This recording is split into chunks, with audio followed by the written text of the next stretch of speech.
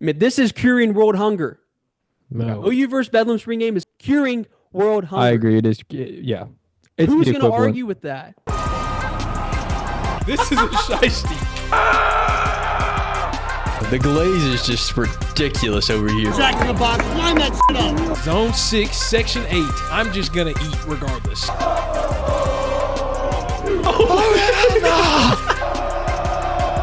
He's shaking his head. You don't know what's going on. He's losing his mind.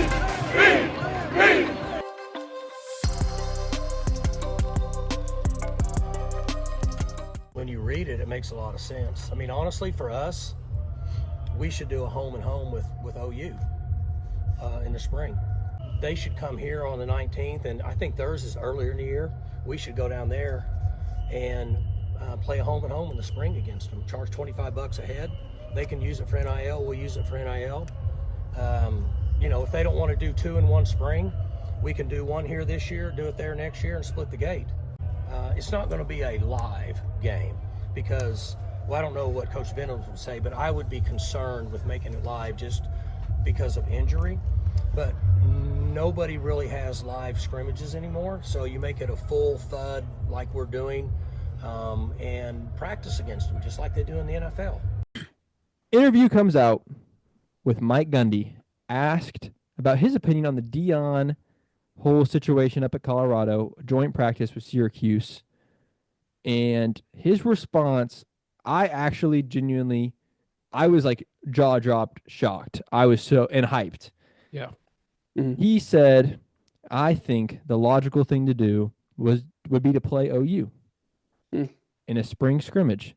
He actually proposed 2 scrimmages a year in the spring. So at the end of spring ball, like the last weekend and the weekend before last, 1 in Stillwater, 1 in Norman.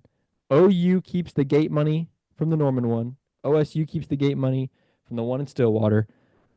Apply that to NIL. I did the math. $25 a ticket, 89,000 seats. You're somewhere around $2.1, $2.2 million for NIL. Wow. My goodness. Here in Norman. My goodness. And he also said that it would be like a no live practice or scrimmage. So like no tackling. It would be wrap up, thud. Kylan doesn't like that. But just to keep injuries out of the equation because it probably wouldn't get approved if it were live. But listen, this has just got to happen. This is the greatest thing since sliced bread. And we got to make this happen. Because me personally, this is a personal thing. I'm a Bedlam lover. I love Bedlam. I think it's not as good as OU Texas, but it's our second best rivalry. I love it. I think it's probably because we're from Edmond. We're smack dab in the middle. We know people that went to OSU. We know people that went to OU. Yeah. We got friends at both schools. But I love Bedlam. I want to see this happen so bad. This would be so fun. So freaking fun. Yeah. Well, I'm here at the Trinity test. Nice. Today. Spencer, you really said everything. So I'm kind of cooked, but I will list this is that there's really only there's no reason to not do it because 1, you revive Bedlam.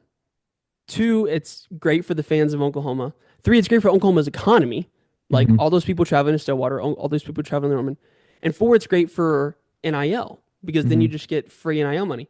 Obviously, you'll have expenses of like concessions and you have margins, but regardless, you're still getting millions of dollars. Yeah. Most likely, at least you're getting at least 1.7, like at least 1.7, at least for minimum NIL. And the only downside of this is the theory of getting players poached. Okay, well that happened at Colorado. That happened at I think Nebraska. It was in Nebraska where it started out. Who have we lost in the spring portal because of our spring game? Yeah. Can you name one player? And if you probably can't.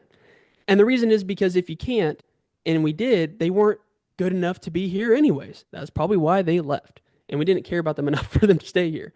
So it's like if the idea of not doing it is to be concerned about poaching, who are we going to lose?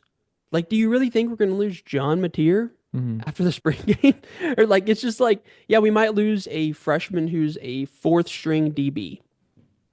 Okay, well, yeah, he has I can live with that. potential. He I could can be. live with that. That's what I'm saying. Like he could be great in 3 years. Well, by the time his time comes, we're gonna have a 5-star freshman that's gonna take his spot, like we do every single year. So I think it is a fantastic idea. I really don't know why anybody would disagree with it. People will. They'll always have something to say. Just like we talked about earlier, if you find a cure to world hunger, somebody's going to say something negative about it. I mean, this is curing world hunger. No. OU versus Bedlam spring game is curing world hunger. I agree. It is. Yeah. It's Who's the going to equivalent. argue with that? Oklahoma hunger, bro. Yeah. They're like, Yeah. oh, somebody could get hurt. It's just wrap up. It's thuds. It's wrap ups. They're probably going to be in shells and pads, and that's it. Like, what are we talking about here? Mm-hmm. Yeah, I mean, my thing is that Spencer, you were saying like it's not as good as OU Texas. I put them on the same level because OU Texas, I think the game and the atmosphere to travel to Dallas, Mm-hmm. neutral site, the Expensive. atmosphere is what makes OU Texas. And like that game, I truly believe is a 50-50 every single year. Yeah. Bedlam, there is years where one of us is terrible and you just know. Yeah. You know. Mhm. And it's like there's no shot. But the upside is that it's way more personal.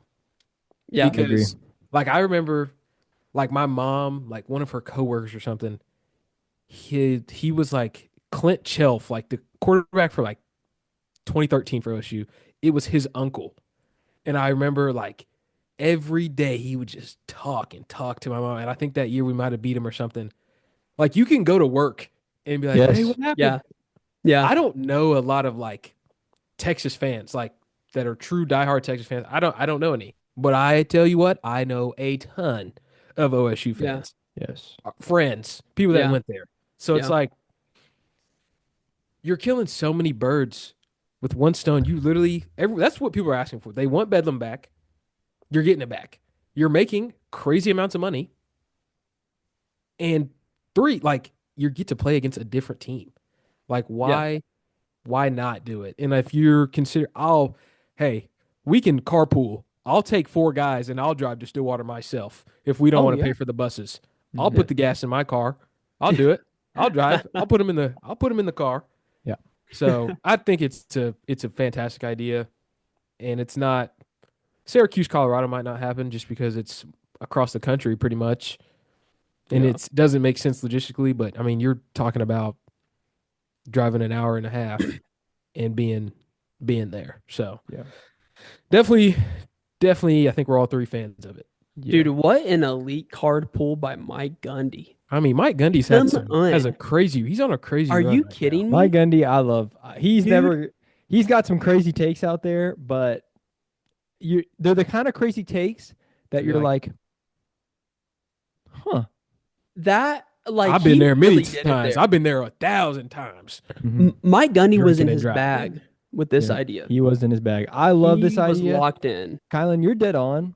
People that come from Dallas to go to OU and all that don't understand that if you were raised in OKC or that area, Oh, or yeah. Tulsa or that area, Yeah. you can Chaos, go Rose to work, madness. you can go to school, and you spend the day with an OSU fan as an OU fan. And that is something that like just builds rivalry so strongly that a lot of people Like they might think the same way about OU Texas, but Mhm. the problem is Texas is incredibly hard to get into, first of all. So Yeah. I mean, you might know a couple people that are going to, but we know way more people Oh yeah. that went to OSU. Yeah. People might just be like, "Oh, I grew up a Texas fan." Cool. I'm glad. I'm happy for you. But we know people that literally willfully went to Stillwater to go to school. Yeah. And it just runs deep. And when we Yeah. lost, listen, we got to hear it. We Yeah. got to hear it. Shout out Catch Davidson. That- He let us know. You know what? That's another thing. When we lose to Texas, we go home and we're sad about it, but we don't hear jack about We it. don't hear it. We see it on ESPN. That's about it. Yeah. When we lose Bedlam, I'm getting personal I'm messages. getting messages. What happened? I'm seeing Like- Instagram stories. Totally Yeah. agree, man. Totally agree. Couldn't agree more. Yeah. Dude, another thing, expand this out 5 years. Okay, hear me out on this one. Listen, Expand this out 5 years, right? Locked in. 5 years in Yep. the future. We're in 2029 now or something. 2030. Yep. Imagine a world where every April there's an in-state rivalry spring game at all across the nation.